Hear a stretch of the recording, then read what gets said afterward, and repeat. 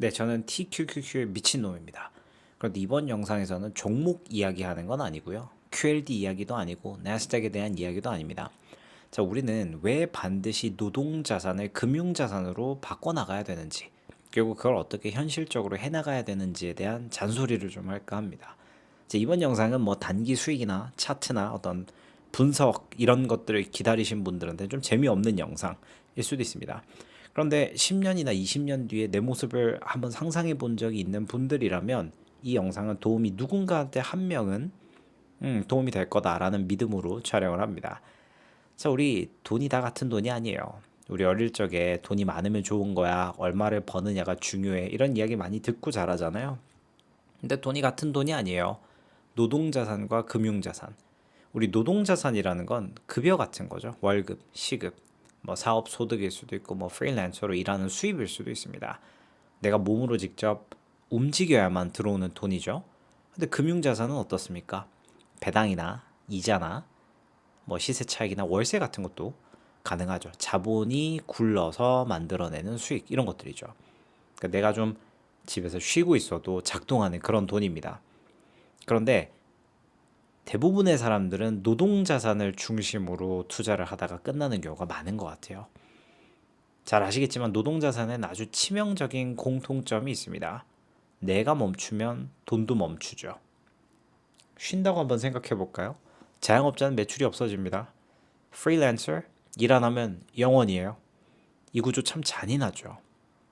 우리를 계속 기계처럼 운용하게 만드는, 소모시키는 그런 구조입니다. 젊을 땐 또 괜찮아요. 20대 때 뭐 우리 좀 고생하는 건 멋있죠. 낭만 있고 체력도 있고 야근도 가능하고 밤새워서 일도 하고 막 2잡, 3잡 하잖아요. 그런데 우리가 4, 50대가 되면 좀 여기저기 신경 써야 될 게 많아요. 아무래도 그쵸? 20대처럼 벌 수 있을까? 대부분은 아닐 겁니다. 대부분은 아닐 거예요. 자, 그럼 이제 이런 생각을 한번 해보셔야 돼요.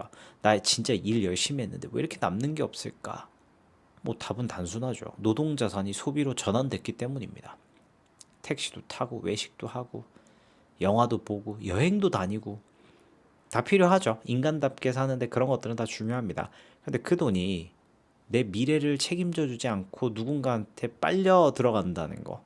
그러니까 그 소비들이 오늘의 나를 위로해 주긴 하지만 내일의 나를 위로해 주진 않을 겁니다. 저도 그랬어요. 저 프리랜서로 오랫동안 일하면서 큰돈 많이 만져봤습니다. 그런데 그걸 금융자산으로 전환할 생각을 못했어요. 왜냐면 저희 집안 분위기가 그랬어요. 주식 노릅니다. 주식하면 패가 망신한다. 주식으로 돈 번 사람 없다. 저 이 얘기 진짜 많이 듣고 자랐어요. 그리고 저는 그걸 의심하지 않았어요, 실제로. 전 동의했어요. 그래, 열심히 땀 흘려서 번 돈이 진짜지. 주식으로 버는 거 다 사기꾼이야.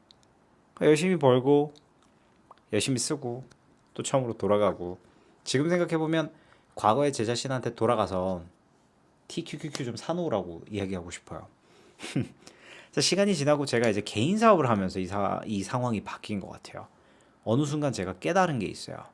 야, 이 주식 투자라는 게 이게 투기가 아니라 하나의 사업이구나.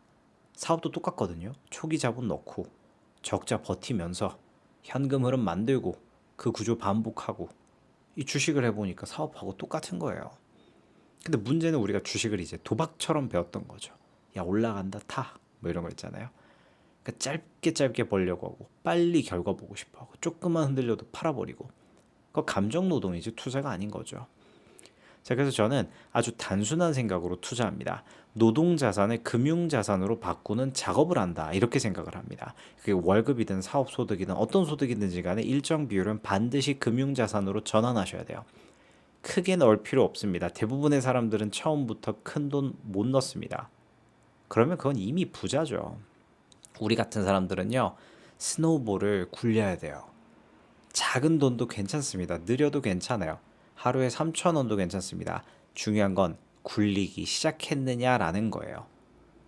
자, 그래서 저는 TQQQ를 어떤 의미로는 주식이 아니라 건물 산다 이런 마인드로 투자하기도 해요.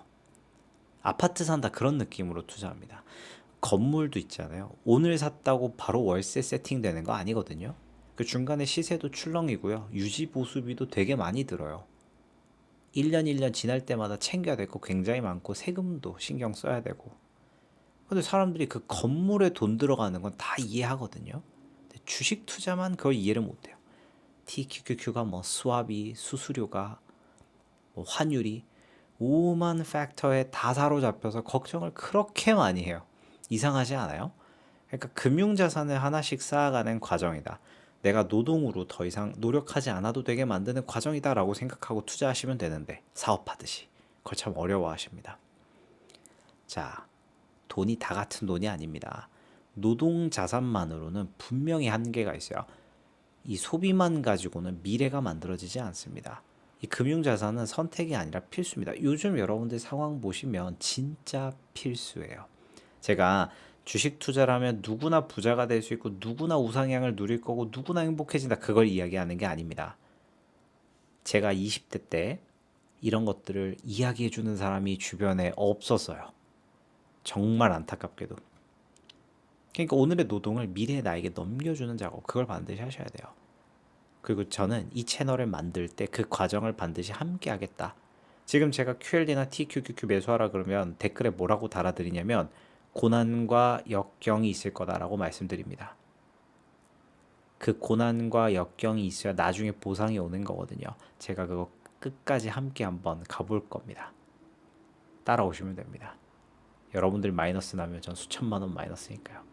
노동자산을 반드시 금융자산으로 바꾸세요.